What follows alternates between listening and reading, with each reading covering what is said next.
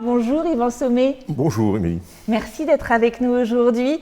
Bon, vous connaissant, je vous imagine enthousiasmé par le projet de Christophe et Emmanuel Hay. Vous qui connaissez mieux que personne le futur lieu et son environnement, qu'il soit géographique ou économique, qu'est-ce qui fait la force et la philosophie du projet selon vous, Yvan ?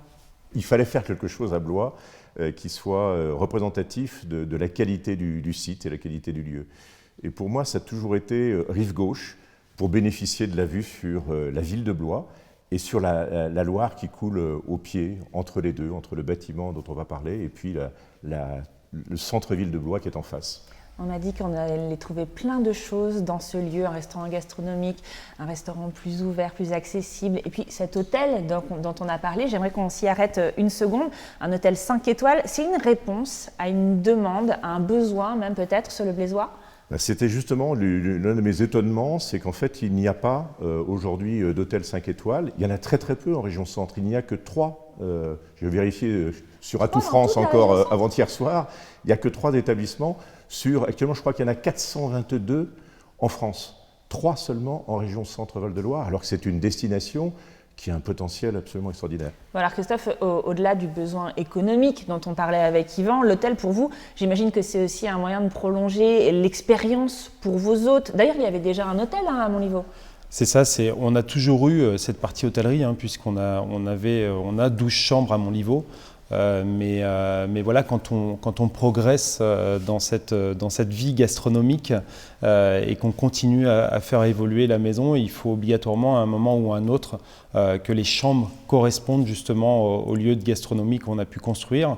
Et c'est vrai que voilà, le fait aujourd'hui de pouvoir avoir ces chambres et qu'ils soient classées en 5 étoiles, on va vraiment être en adéquation sur chacun des lieux.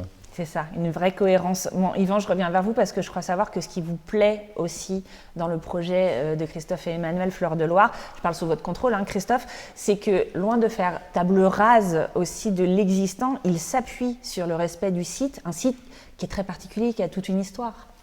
Oui, qui est né en 1600 et quelques, dans les premières pierres qui ont été posées.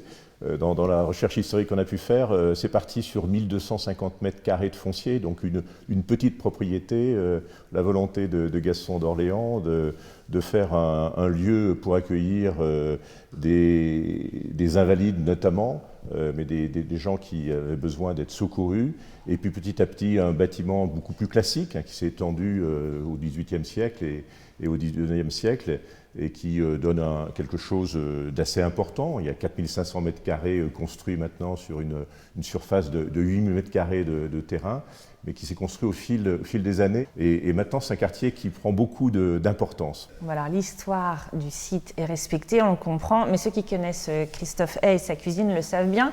Le respect, ok, mais il s'accorde avec la créativité. Il y en aura aussi dans Fleur de Loire. On ne va pas être dans des vieilles pierres sclérosées, on va dire.